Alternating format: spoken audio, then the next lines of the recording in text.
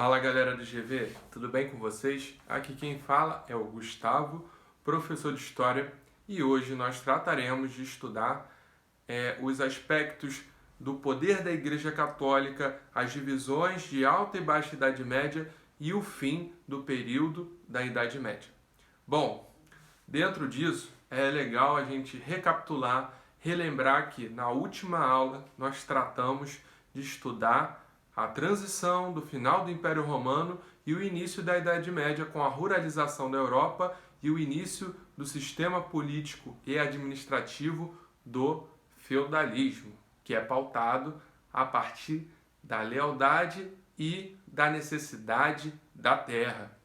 Mas, além dessa estrutura, nós temos o poder da Igreja Católica, que havia sido desenvolvido durante os últimos séculos do Império Romano.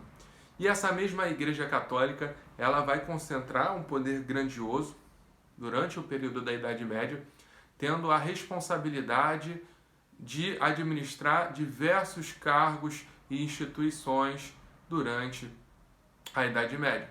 Dentro disso, nós temos a responsabilidade, dos padres, monges, bispos, de tratar da educação das pessoas que vinham de uma linhagem de nobreza.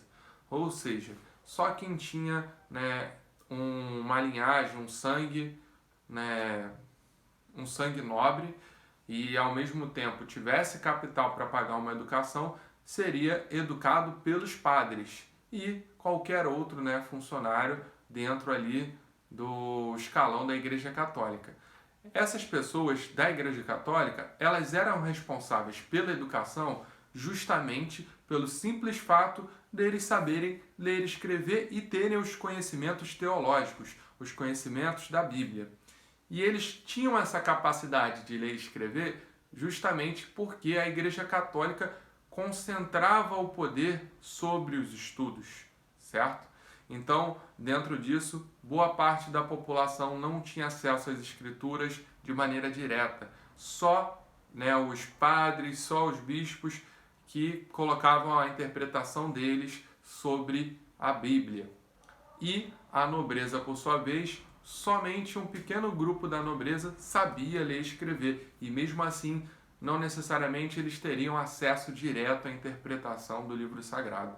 Com o livro sagrado debaixo dos seus braços, os alto-funcionários da Igreja Católica, os altos membros da Igreja Católica, eles vão ditar a verdade de acordo com a interpretação deles e de acordo com o interesse deles. Então, tudo que era contra os interesses da Igreja Católica acabava sendo tido como algo herege. E a questão de ser herege era justamente uma impunidade dentro do ideário medieval, já que tudo que era dito pela Igreja Católica, tudo que estava dentro do código de ética e moral da Igreja Católica era verdade, e tudo que não estivesse em consonância com isso era algo ruim. Dentro disso, existiram vários casos de pessoas que não necessariamente seguiam à risca todas as questões colocadas e impostas pela Igreja Católica, e essas pessoas eram punidas de diferentes formas, seja com multas, seja com a própria vida. Dentro disso, o que a gente pode interpretar? Que a Igreja Católica ela tinha o aparato do poder punitivo, ou seja, a Igreja Católica tinha inclusive a capacidade de administrar prisões, certo? Tinha a capacidade de punir as pessoas à morte. E além disso, a Igreja Católica não somente concentrava o poder punitivo, como também o poder de oficializar as coisas. Boa parte dos documentos passavam pela oficialização somente com o aval de algum integrante da Igreja Católica. Certidão de casamento, somente com a Igreja Católica. Certidão de nascimento, somente com a Igreja Católica. Certidão de qualquer uso de propriedade, desde que haja necessidade de você afirmar isso, Igreja Católica. Então a Igreja Católica ela tinha o poder da última palavra, certo? Além disso, nós temos aqui, que eu coloquei para vocês, a questão da Igreja Católica ser a maior detectora de terras durante a Idade Média. Mas por quê? Como que isso funcionava? Bom, eu enquanto senhor feudal, eu enquanto rei, né, de um determinado reino, eu teria lá, né, muitas das vezes, mais de um filho. E ao eu ter mais de um filho, muitas das vezes, o meu primogênito, ele, né, eu ia colocar ele, designar ele como o meu herdeiro, enquanto o meu filho mais novo, ele não teria o direito de administrar na minha propriedade, administrar o meu reino. Então, eu colocava ele, né, direcionava ele à vida eclesiástica, à vida na Igreja Católica. E essa vida na Igreja Católica, de certa forma, dava um status para esse filho meu, certo? Mas existiam casos também de pessoas que colocavam os seus filhos para serem, né, membros da Igreja Católica diretamente, e essas pessoas às vezes eram herdeiras das minhas terras. E aí o que acontecia?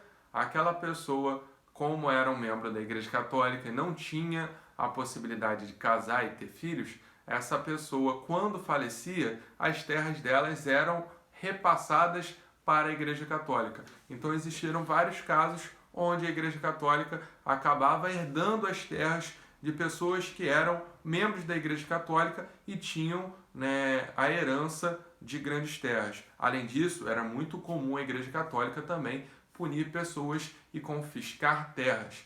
E ainda por cima, existia a possibilidade de pessoas comprarem o perdão dos seus pecados através do pagamento à Igreja Católica. Ou seja, esse pagamento poderia ser em quantia, em espécie, em produtos alimentícios, em ferramentas e por aí vai. Então, muitas das vezes a Igreja Católica ela acabava acumulando riquezas devido a esses vários fatores que eu acabei de pontuar, certo?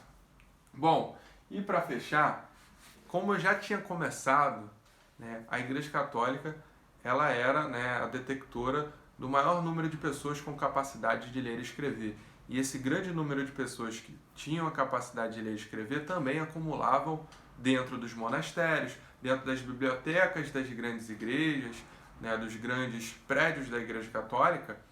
Essas pessoas tinham acesso a livros filosóficos, a livros de literatura antiga, tinham acesso a livros de história.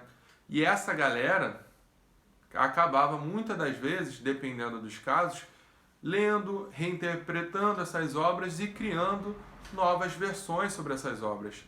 Geralmente, o que a gente pode dizer é que a Igreja Católica punia, né, todos os opositores das verdades da Igreja Católica.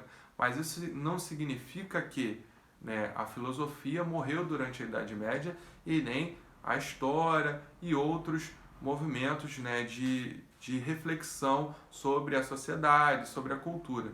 Então, existiam também pessoas diferentes na Igreja Católica que valorizavam esses estudos, esses escritos e, né, pelo fato deles valorizarem, muitas das vezes eles, né, faziam a releitura dessas obras e acabavam traduzindo e mantendo essas obras em vigor. Existem várias obras da Grécia e da Roma Antiga que foram mantidas justamente por monges, né, que tinham, de certa forma, uma outra linha de pensamento.